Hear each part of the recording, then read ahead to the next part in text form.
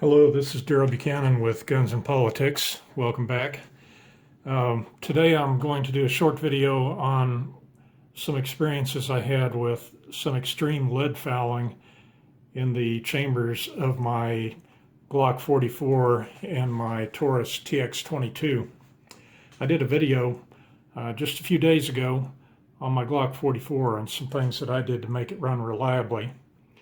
And I think I made it successfully run very well with only averaging one failure in 620 rounds.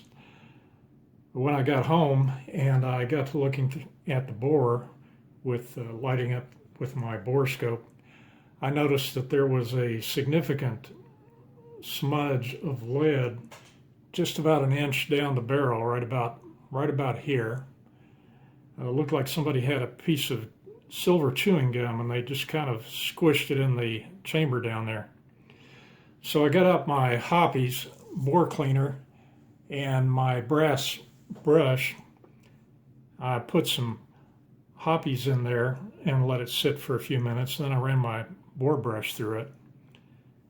And well, I had some interesting experiences with it. The brush got completely stuck and I had to really pound it to get it on through that barrel.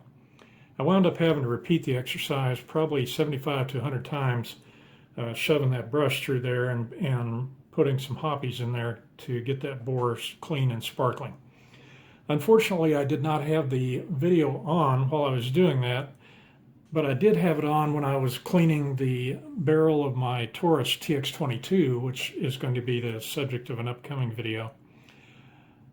When I was checking out the bore on the Taurus, we'd shot it just about as much as the Glock 44, and I noticed it also had an equally big smudge in it. We've been shooting a lot of lead bullets, some Thunderbolts, some Auto Match, and some other lead bullets. I would estimate since the last time the bore had a thorough cleaning, probably 600 to 1,000 lead bullets had gone through there, with the only cleaning being some swabs going through occasionally with some bore cleaner on it. So I kind of ran into the same situation. The bore brush got stuck in the barrel and I had to kind of pound it through. I think it was a miracle the bullets were still going through the thing.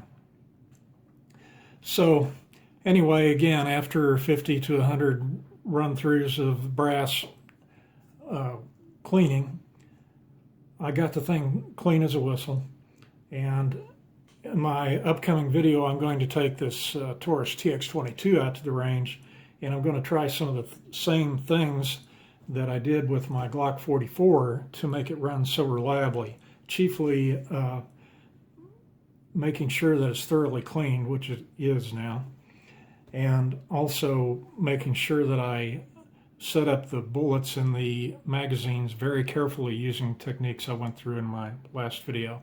I'll go through that when I do the range report on my TX-22.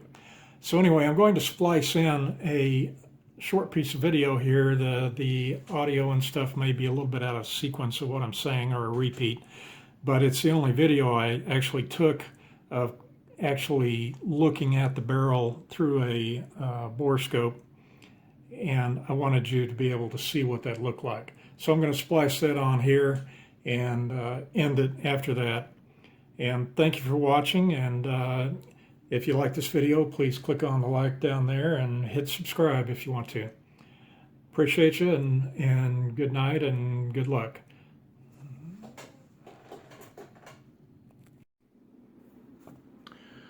So here is the barrel.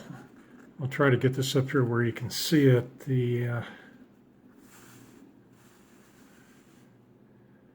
There, right at the end of the barrel, you can kind of see the lead fouling. It's really quite pronounced. You can see that lump of lead right there at the end of the barrel. I'm really kind of amazed that this thing was shooting as well as it was. I'm going to use some Hoppies number 9 bore cleaner here and use my brush and some swabs, give this a good cleaning, and see if I can come back and have this thing be nice and clean. Well, here is the barrel after running the brush through it about 100 times and using the Hoppies cleaner and running some swabs through it several times. It took a lot of work to get this thing cleaned up real nice.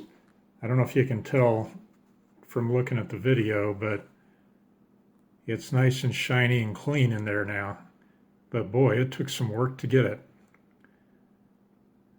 I'm going to finish up with some swabs here to brush out any final remnants of any burn-in stuff. And then I think this one, at least, is ready to go back to the range. Well, that was a bit more of a chore than I had expected it to be. I had to run my wire brush through that thing probably 50 to 100 times. Here's the brush that I used. I've got a nice Tipton cleaning rod here so it doesn't scratch up the steel. But even so, it took me a lot of run-throughs to get all the lead out of that barrel. All told, I estimate I had around 1,500 rounds run through this thing, with maybe 600, 700 rounds of it being Thunderbolts or some other kind of lead round nose. And I was surprised how much lead fouling there was in the barrel. It was also kind of surprising that it was still running as well as it did. So I'm looking forward to taking this gun out to the range tomorrow and see what kind of reliability I get with it. So we'll see how we do tomorrow.